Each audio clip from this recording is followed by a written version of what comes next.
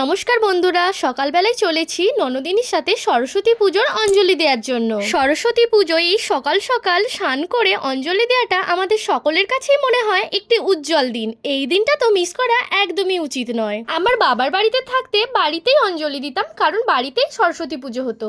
কিন্তু শ্বশুর বাড়িতে পুজো হয় না, তাই বাড়ির সামনে একটি প্রাইমারি স্কুলে চলেছি অঞ্জলি দেওয়ার জন্য। আমরা এত সকাল সকাল স্নান করে অঞ্জলি দিতে চলেছি, আর এদিকে দেখো এদের এখনো ব্রাশ করাই শেষ হয়নি, তাও আবার বাইকে করে এরা ব্রাশ করতে বেরিয়েছে। বুঝতে পারছো এদের অবস্থা?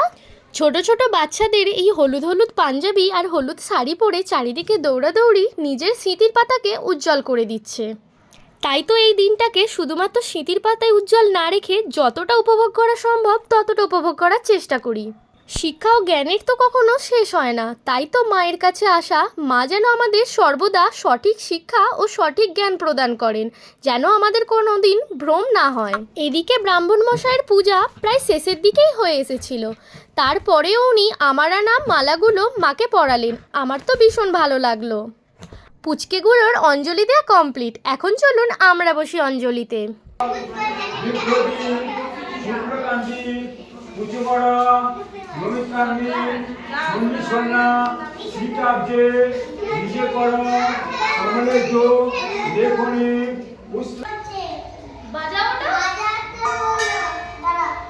জোরে জোরে বাজাও।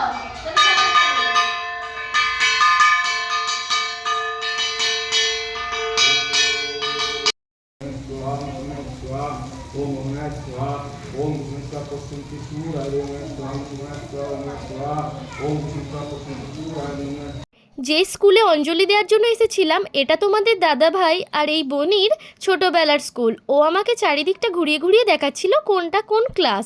তার মধ্যেই ওর না মনটা খুব ভার হয়ে আসছিল, ওকে দেখেই মনে হচ্ছিল ওর ছোটোবেলাটাকে ভীষণ মিস করছে।